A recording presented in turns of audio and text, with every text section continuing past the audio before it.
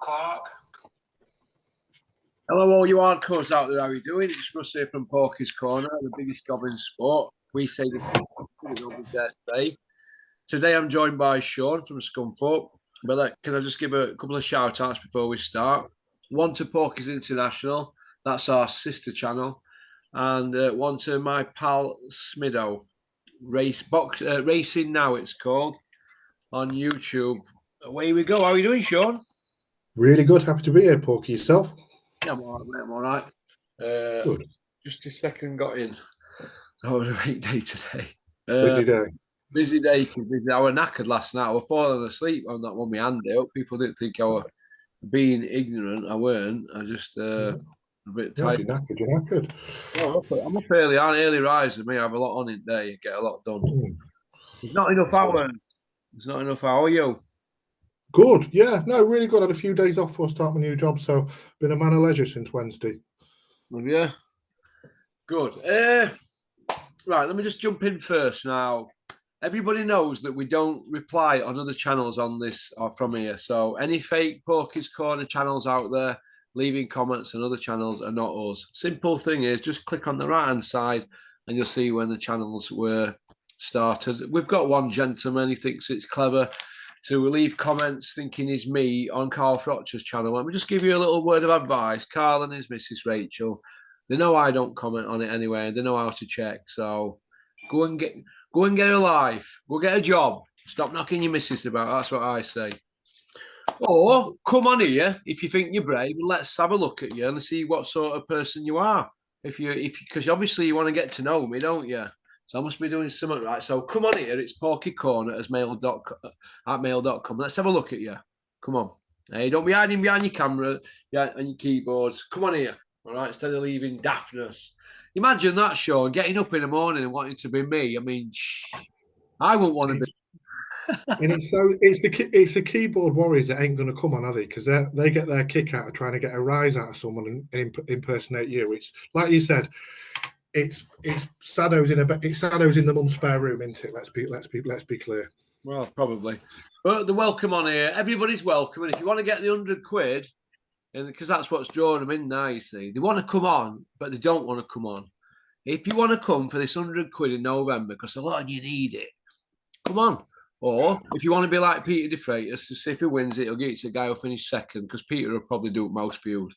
But everybody's welcome on here. All you've got to do is email porkycorner@mail.com. Don't be shy. We don't bite, you know. You don't have to come out with madness and try and be me. Do you know what I mean? That was good. That was good of Peter, wasn't it? It was a class one. That I've listened to it a couple of times. Well, you don't need to know anyway, does he? But he's a nice guy, Peter De Freitas. He's a really nice kid. Genuine. Away we go. What did you think to Eubank embracing Turkey? They all seem to be doing it, don't they? Every time he walks into arena, everybody's jumps up, don't they? Absolutely. Every interviewer prefixes it with a minute talking about His Excellency. Every boxer talks about it's all due to His Excellency. It's cringeworthy. Chris is just the last in an ever-lengthening line, isn't it, of people queuing up to say thank you ad nauseum and hopefully get on the bill after this one. It's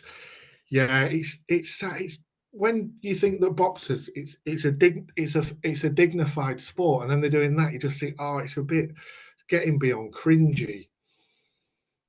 Particularly when Eubank went out of his way to read everyone else a right at, but then he made a point of making sure that it doesn't apply to His Excellency or his current promoter. Yeah, you know, it reminds me of back in the day. And I'm not digging him out because I quite like Barry McGuigan, but Barry McGuigan used to thank Barney Eastwood. Didn't he? Thank you very much, Mr. Eastwood. And then we had the Al Heyman lot, didn't we? Any time there were an Al Heyman fighter having a win, they made a big thing about thanking Al Heyman, this mystery guy that nobody ever got to see. Well, like Austin Powers, wasn't he? Man of mystery. Taking it back to Barney, this is the same Barney that he later fell out with and went to court and lost a court case with, isn't it? 2 court cases. 2 court cases, yeah. So just pinch of salt when they're being that obsequious. Yeah, I suppose, yeah. But hey, listen, he was a great fighter, Barry McGuigan, and he's in the Hall of Fame. And he's in the Hall of Fame. Okay. Did you see Crusher Benz running with Eubank? I did. They might as well have given us a week's notice because it couldn't have been much more staged. They might have put ads in for the week beforehand. Yeah, Coogan amazingly there as well. He's always there for this raw and uncut footage, isn't he? Johnny on the Yeah, spot. yeah, yeah. Eddie Hill stood in the background and said, "What happened there? I was just getting a coffee." Yeah, it was just, and then Ben shouting and then calling him a pussy when, to be honest, Eubank didn't react. He was smiling and seemed extremely calm. Bearing in mind, poor Sod's making weight. But yeah, it didn't surprise me. It made me laugh, and I presume that's who's fighting early next year. Then, if they're starting the sell at this Riyadh, he'll jump on a future Riyadh one then. But yeah, it made me smile. But they probably need to hone up on their acting skills, particularly Ben. I think it was embarrassing. Eubank walking around in full outfit. You know that was the wear over there. It reminded me of Spencer Brown when he were doing it last year. It's all a bit licky. Yeah, It's a bit licky, in my opinion. I think they'd wear anything if it got them in the good books, wouldn't it? I think they'd paint themselves head to toe if it meant that they get a few more quid. Yeah. You know what bothers me about it all, Sean? Right, a lot of these people over there, I've actually met a lot of them, and I look at them and I think to myself, "Wow!" And when they're coming out praising people out there, I mean, this is a country that's human rights is absolutely shocking, and you've got grown ass men praising it. And don't forget, Bricktop hammered the Saudi regime 3 years ago, was hammering it on social media. For a long time. He looked like he weren't getting his slice of the cake. The brass neck on these people is unbelievable. Could you imagine if there were your Kowakus, some of these out there? Oh, if that were your Code E, you know you're getting double digits with those next to you because it'd be as soon as the tune changes. Yeah, they're singing. Yeah, they're singing. I mean, Yeah, imagine it, right? We've got Crusher Ben there, two failed drug tests. He's not given us an explanation, and that's 2.5 years ago. The first one, the second one was 2 year 3 months ago. So getting 2.5 years, there's two adverse findings there for whatever it was, clomiphene, wasn't it? it was. Yeah, Yeah. yeah, He's but got two adverse findings. People talk about this adverse like it's some minute bit or some bit. yeah, an Less aberration. than a grain of sugar in it and all that, how they talk about it. But it's in your system. Now, you've got strict liability if it's in your system. But this is where it all gets a bit muddy. So this is why they get all these high-powered lawyers. The front on him to go out there as the number 2 box rec welterweight in the world, he's not fought at box rec for 2.5 years. The front of him to go out there putting it on a middleweight, stroke super middleweight, just for a payday. It's not even for a belt. He's not won an area English, British, or Commonwealth, a European or a world title. He ain't got a belt. I think he's got a trinket belt, but they bought him in there, and that's the lowest one, WBA Continental, wasn't it, or something? Yeah. Now, the front of him to cause all that, knowing he weren't going to hit Eubank because he just come off at scales and he's fighting tomorrow. He wasn't going to throw any punches. And he was even open about it, talking about the route when we're going to get talking about the bag, wasn't he? Weren't even talking about it's for any glory or Don't they don't you like mess it. up the bag. What Yeah, is all that about? Pure greed. These people are like scavengers, absolute scavengers. And this is what money does to people.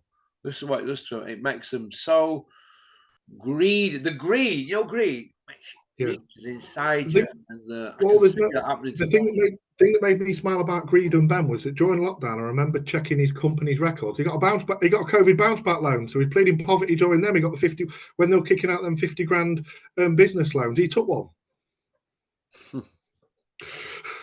They're all going to pay him back now, though. Yeah, well, I suspect it'll be an adverse finding why he can't pay it, just like his test. Well, all them people, right, on that industrial estate where my studio is, right, nearly all them businesses are having to pay them all back. Nearly all of them on that industrial estate, apart from them that have gone bust, they're coming back for it all. So all them people, if you've relied on them forms, you better get that money. You better get that money ready because they're coming for it all. And I'll tell you what, next time I'm up there, I'm going to get a letter from one of them. I'm going to put it on here just to let people know. If you're self-employed, and you weren't telling the truth on them forms, get ready, because there's task teams in each area of the country now going over every single claim. They're in big offices in Sheffield, these task teams. I know people who work there. They're going through every single claim with a magnifying glass. And if you've told any whoppers on it, they're coming after your houses and they're coming after interest. They want it all back. Yeah, with billions to recoup, isn't there? Yeah. Get ready. So we spoke about Eubank and Ben. It's been the gimmicks, aren't they? Now it's. I wish them all the best, the fighters and that. I don't mind a gimmick. I don't mind a gimmick if it's funny, but it's a tired gimmick, and they're not even funny.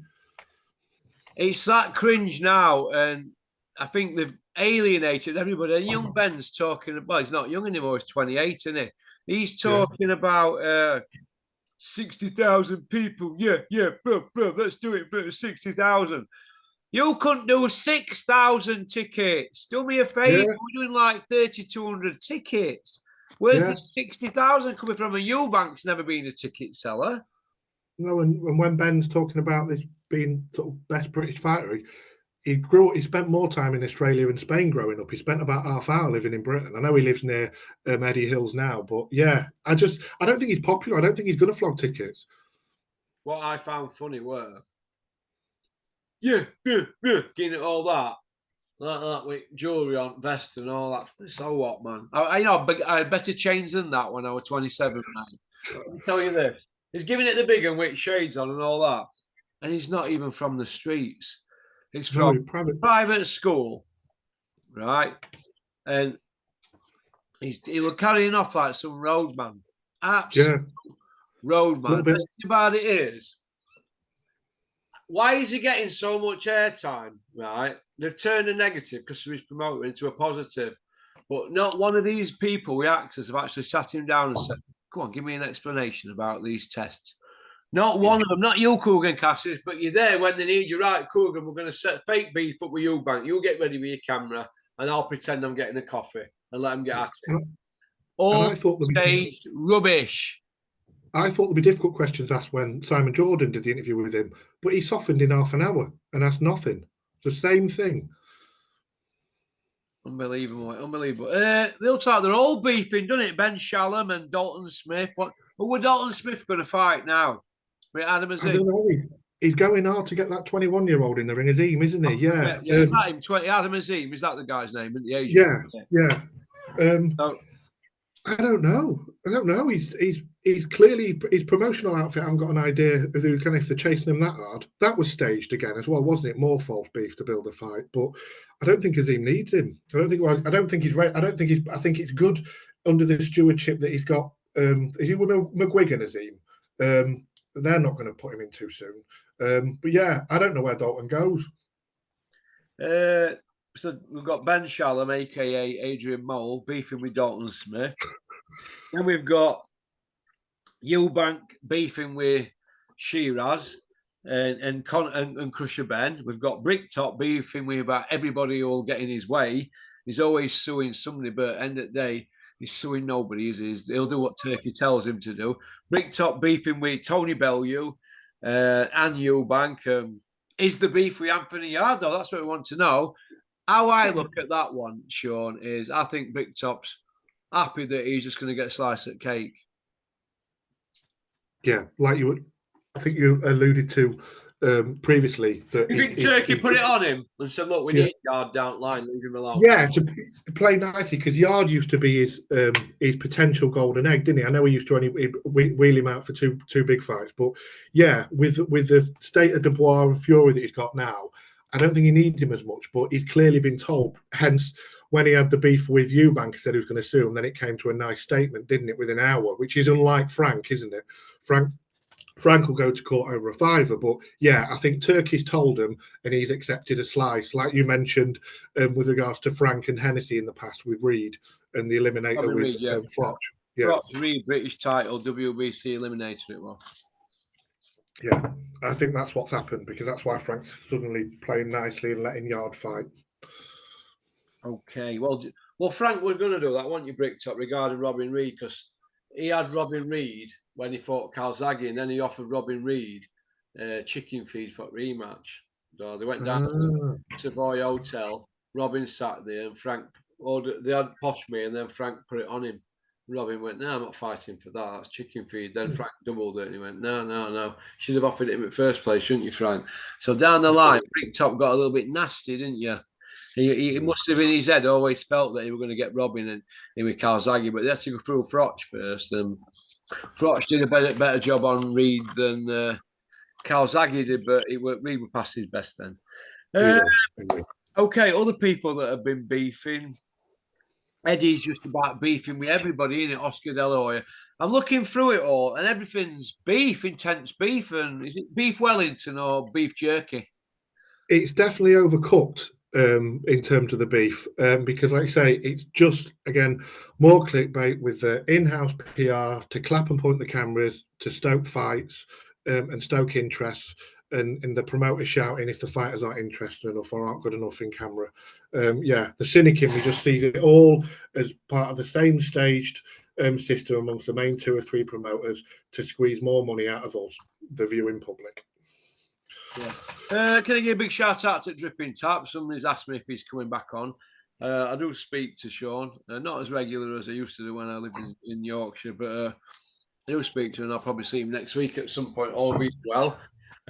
He's welcome on here anytime, Dripping Tap. I think he's going to come on in the month of November and wipe the floor with everybody for the 100 notes, because he's very competitive, is Sean. Good luck to him. You know Dripping Tap who's been on here, don't you?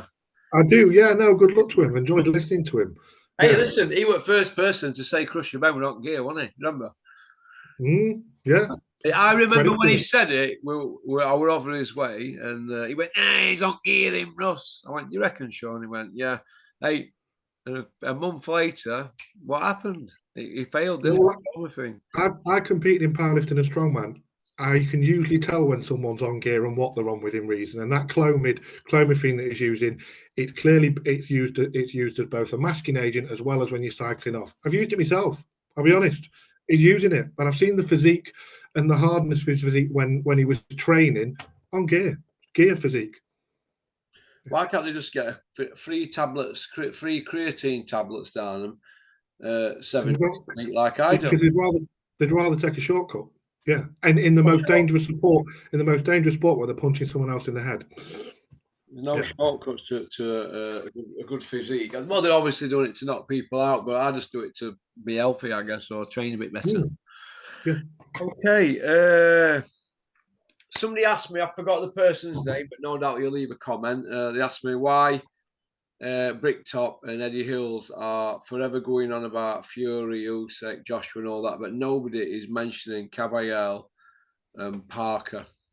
Do you know what I mean? They're like the forgotten men, aren't they? Do you think? And Caballel, 3-time European champ, Martin Bacoli, still undefeated. Have they just been ordered, Caballel and Bacoli, or am I dreaming things? No, it's changing by the day, isn't it? Really, but they're the two avoiding. And I know I wasn't convinced by Bacoli because of when he had that fight with that cruiserweight who stepped up, who's the son of an American heavyweight, when he sort of quit. But apart from that, he's been excellent, and I think he is being avoided. And I know it's only sparring stories, but he seems to have put a lot of people down in sparring. They seem to be scared of him. Caballel is a hard night's work for anyone. He was meant to get knocked over by Makhmedov, wasn't he?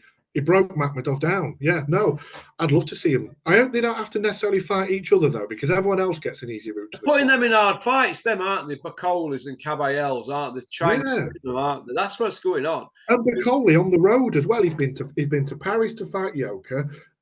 He went to America to get beat up by Sanchez. He's not reading the script. Listen, they want Bacoli and Caballel gone because they're not commercial. They're not commercial guys. I'd be like the rest of them. Do you know what I mean? Yeah. Okay.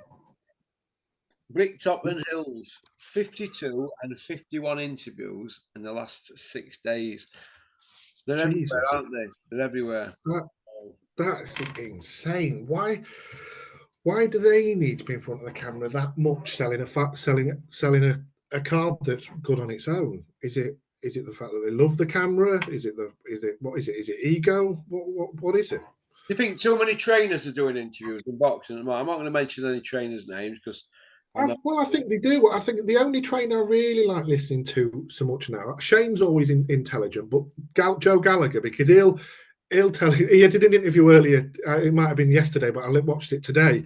Going after all the fake YouTubers, I was laughing my head off because he couldn't have been any more honest. And he calls a spade, and worse if it is. But they do, yeah. And a lot of them, the Ben Davidson stuff, not being negative, I think they like part of the persona of being a trainer, so they like talking about it. Whereas the likes of Joe Gallagher just want to get on with doing training. Yeah, I agree with you. It's Big Freeze was beefing with Fabio. He says you need to stop licking Dillian White's arsehole. I saw that, and I'd forgotten that he was still managed by Dillian as well. So it was a really, Fabio. Yeah, it was still a humorous reminder that he is. But yeah, I am looking forward to that fight. I really am. I think it'll either be. I don't know if the cut. Well, because the cut still looks. I know he's had the scars. He's had the internally stitched, but I don't know if the nose will go and that impact him. And I don't know if because Fraser always looks fleshy. Because Fraser was dead at the end of that fight, wasn't he? He didn't even make it back to his stool, did he? He sat on floor. So I don't know if his fitness is going to be different this time. But I'm looking forward to it. I'm not going to lie. Yeah, I am. Listen, I had It's Big Freeze winning the first one, but you could flip a coin, couldn't you? I suppose. Really. Yeah. I've just been a bit biased because he lives up here at Burton. So, and I like It's Big Freeze. He's always been all right. When I've been to shows back in the day and used to do security for Clifton Mitchell. I remember I used to see him at all the big fights at his career. Yeah, he's a really. I think he's a really likable guy. He's a decent fella. He's a decent fella, honestly. I've given him a bit of stick on here with his nickname, but I give everybody a nickname. Some people take it on chin, some can't. Do you know what I mean? But he's all right for Freeze. And do you know what? I hope he doesn't, because if he don't, Wardley's Superman, in my opinion. Man to come from White Collar to do what he's done, I think that's fantastic, Sean, don't you? Absolutely, yeah. I know you were talking about it with Max the other day, and I watched that. It was really interesting. But absolutely, when you consider he's knocked out, 4 or 5 Ipswich doormen. No disrespect to the white collar scene, but to come out and do that, done amazing. All credit. It just confuses me. If he can then come and do that to Fraser, what does it say to our amateur setup? Because he was a top amateur for 10 years. But yeah, but good luck to him, and yeah, he's done fantastically. Yeah. And I suspect I always wonder what they're earning. I think I always overestimate how much they're earning, because some of the figures you talk and the other guys talk about, I always assume they're earning more, but I hope he's getting paid really well. Yeah, I do, because they're not lumped out on each other at first, didn't they? Yeah, absolutely. Okay. I had a few people emailing me regarding Adam Smith's cancer story, and what do you think about the Sky situation with what was the guy's name who used to do the darts and used to do other things? Is it Dave Clarke? Dave Clarke, yes, who was poorly for a long, long time and then came back. Yeah, because that's the par for the course with Sky and any major sort of broadcaster. If you are ill or in any job, you're normally encouraged and supported. They've got a duty to support you back. So something doesn't sit right, does it, when someone who was more prominent across more sports and was head of boxing and the main commentator departs, and then there's rumours at the beginning, then there's radio silence, and then afterwards he's left to do other things, and then he pops back up in boxing 2 minutes later. But not on Sky. Not on Sky.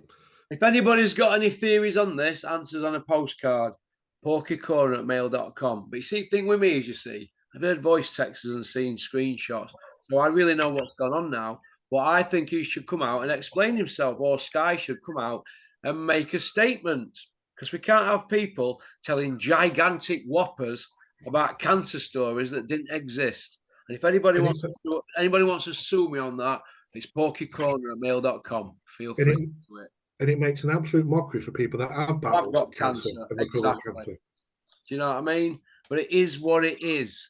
The card at the weekend, we'll just run through it quickly. Beat Abiv and Bivol, who you got?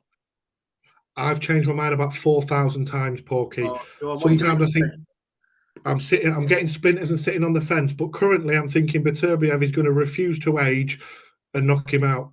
And then I think, God, Callum Callum, the lad from Boston, he put him down, so he can be hurt. But will Bivol then? And I'm looking back at Bivol's record, and I know he had a stay busy fight and got a stoppage. If Bivol wins, it'll be points because he's not knocked someone out since 2018, apart from that fight. But Beterbiev has knocked everyone out, so I'm going to go for Beterbiev by KO. Okay. You've got to remember, I'm going to go for Beterbiev points. Fair enough. Just to qualify it, Porky, I once put 100 quid on Audley Harrison to knock David A out. So take a big pinch of salt with anything I say. Yep. See, I've never said I had any wisdom. Well, you know what? Peter De Freitas has nearly turned me head with his Bivol explanation to me other morning. I out for a jog, and he said Bivol he's not there to be it, and Better Beeves, it's best guy Better Beeves fought, stylistic wise. But in my opinion, it's Matador against the Bull, and he cuts the ring down that good that Bivol could been hit by anybody like him. Porky, I'd be inclined to listen to Mr. De Freitas. He's forgotten more about. I would, yeah. Do you know what? I've got a squeaky arsehole now. Well, it is what it is. The rest of the show, Liam Cameron against Ben Whittaker. Who we got? Just about my favourite boxer, Liam Cameron. When you consider the duplicity of what he got trapped with for 4 years compared to some of the other people, I just really want him to win. I don't think he will, but I hope he does. And if he can get to him, and it turns out that Ben is more hype than reality, and he's not that heavy-handed as well, Ben, so far, I really, really hope Liam wins. I thought he beat Arthur tightly, but I am biased. I just really hope Liam wins in terms of what he's been through while he's out of the sport. And you know him, and he was back when you first started on your channel. He's one of the good guys. He's so humble as well. He's a nice guy. What he's lost in his previous life in terms of tragedy and stuff, I'm a bit of a romantic with some of the good guys, and I really, really want him to win. And wouldn't it be nice for Ben's showboating to end up with him on his arse? Yeah, it would. And I want Liam to win, but whether he can win or not, it's another thing. But his former trainer, who we had from 9-year-olds, has just left here. I've had him here all week, and Chris will be watching it. And with a heavy heart, I take it, because he had him from age of 9-year-old, didn't he, up until last year. So it is what it is. But he's in for an hard night, Liam. I don't buy into all that. He's the Sheffield version of Better Beef, because he's got a beard. That's about it. That's the only thing he's got. Better Beef. No offense, Liam, but let's no. Yeah. You know, it is what it is. But good luck to Liam. Absolutely. But Liam needs to, in my opinion, learn a little bit about loyalty, right? Just like a lot of boxers in this country. But hey ho, Ben Shallon's still beefing with Eddie Hills. They're going to be at it all along. Eddie's never going to let it go. That he's not. He wanted Sky and DAZN. Eddie wanted best of both, didn't he? Rest of the card, I'm not really bothered about Sky Nicholson, Raven Chapman. Are you? It's not for me. Not really. They've got 20 pro fights between them, and it's meant to be a WC belt. Move on. Have we missed any other fights out? Do you think? Eubank fighting against again. That opponent. I know he's only lost to Munguia and Golovkin. His last fight was a draw for the Polish super middleweight. He couldn't even win the Polish title. So there's knockover. Then there's that, and he's only had 8 wins in 22 out of 22. So he's been brought in for Eubank to literally push over. Not good. Tyson Fury, December 21st. We're a couple of months away. They've added Dave Allen's been took off Josh Wales' card in Barnsley, where they were fighting TBA. He's going to be in with Johnny Fisher, the Romford Bull, son of the King of Chinese. Yeah, they're already trying to sell it on TalkSport. The Romford Bulls saying, "Oh, I had a torrid time for 3 minutes sparring Dave Allen." What waffle! It's the first I've heard of that. Absolute wafflinator. Is everybody's pal, isn't it? Johnny Fisher. Is me pal. He's a pal of mine. Well, you're not my pal, you fucking liar. Yeah, why are you coming out with this? It's a bit like it's Sam Jones, isn't it? Coming out with I've just seen Takamont pads and gosh, it's for a tough night. The pal stuff makes me cringe. It's Sam Jones with gloves on, innit, when they start doing that. He's my pal, he's my pal. But yeah, I'm a big fan of Dave. I know his limitations in terms of the amount of opportunities had. I know going back to Dennis when he was actually was literally paid to be a boxer. All he had to do was train and didn't. And I know he's knocked so many gift horses in the mouth. I just hope he trains for it. So we see whatever version of Dave there is, we see a good one. And wouldn't it be good if the Johnny Fisher job gets slightly derailed? Do you feel that, Sean, that these two getting at it is a bit cringe? It's the light-hearted entertainment of the evening. Do you think it's a bit like when Battersby and Duckworths? Yes. Are in or that one in EastEnders. I forgot what they were called now, but they were Keith and Rosie. Do you remember them in EastEnders? Yeah. They were like on benefits, weren't they? They were light-hearted entertainment, like Battersby and Duckworths and Dingles in Emmerdale. Do you think these are like in that bracket where they go, it's Johnny Fisher and White Rhino? A bit like pantomime-ish, do you think? Yeah, I don't want to say there are Dingles, but there are. I don't think they're the class on the on the card. But I do hope Dave. But I do hope Dave wins because I really like him just because he came down to the gym in games when it was kicking about and he gave his time for people. So just purely because he's local and I'm biased, I really hope he wins. Well, I hope Dave Allen puts him on button moon, but what Dave Allen's going to turn up, people keep going on about, but if Dave connects, and do you know when promoters are coming out with all that, it's heavyweight boxing, one punch can change it. That means bet on the other guy. Yeah, no, you're right. You're right. If that's your bet, if you use that as your betting strategy, you're not going to go far wrong. Listen, when has Dave Allen looked good since it?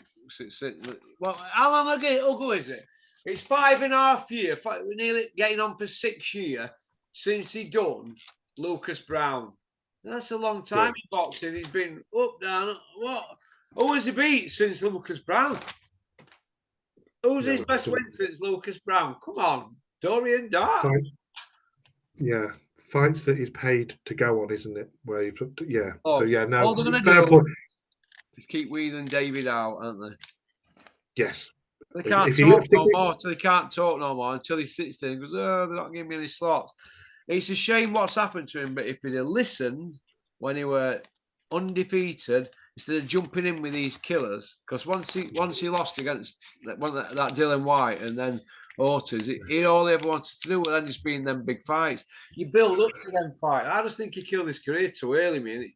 It still rankles with me. It winds me up. It's just a waste of talent.